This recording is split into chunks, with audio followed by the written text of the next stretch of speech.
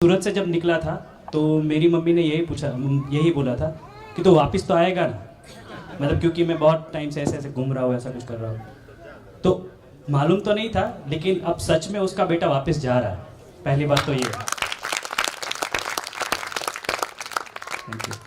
तो पहले 2 दिन जब शुरू हुआ ना, तो यही हो रहा था, मेरे अंदर का रिबेलियन यही बोल रहा है कि क्या बोल रहा है बंदा, ये क्या कर रहा है, क्या है ये बात, मुझे कुछ हजम ही नहीं आ रही। और गुजराती में बोलते हैं कि बड़ो बड़ो, वैसे मतलब मुझे लग रहा था कि भाई मैं कुछ बोलूं कि आपकी कोई त्रुटि हो रही है कहीं पे।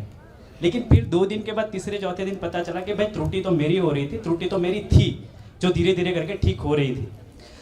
बहुत सारी चीज़ें समझा, उसमें से एक चीज़ थी दृष्टि वाली, जैसी दृष्टि वैसी सृष्टि। तो कहीं पे पढ़ा था कि दोस्त, इंस्टाग्राम की नज़र से दुनिया को देखो, इंस्टाग्राम के फिल्टर्स की नज़र से दुनिया को देखो, दुनिया अच्छी लगेगी।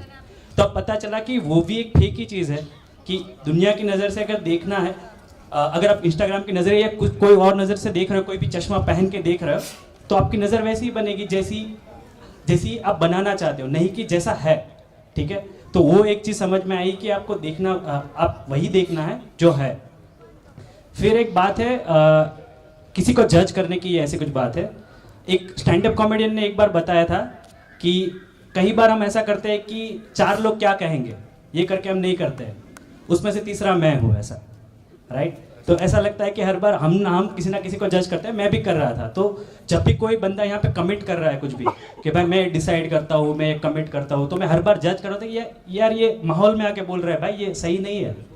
लेकिन कल मैंने कमिट किया कि भाई मैं शादी करूँगा, राइट। मेरे लिए बहुत बड़ा कमिटमेंट था। तब मुझे पता चला कि भाई यहाँ का माहौल तो ठीक है, लेकिन अपने अंदर क्या हो रहा है ना, वो पता चल रहा है कि भाई कब जाके आप बोल रहे हो, आप कमिट कब कर रहे हो, तब दिख रहा है आपको कि ये चीज़ मैंने समझी है, मैंने स्वीकारी है, ऐसा। फिर एक बात है उभय तृप्ति की।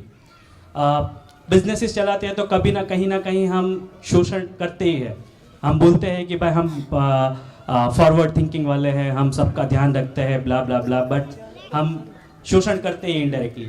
अभी जो मैं कुछ करने जा रहा हूँ, कोई भी प्रोजेक्ट पे जो वर्क करने जा रहा हूँ, उसमें मेरा बहुत ध्यान यही रहेगा कि किसी ना किसी तरह से उभय तृप्ति हो, उसकी कोशिश हो। शायद मैं कर ना पाऊँ, लेकिन उसकी कोशिश हो, ये तो एक करूँगा ही।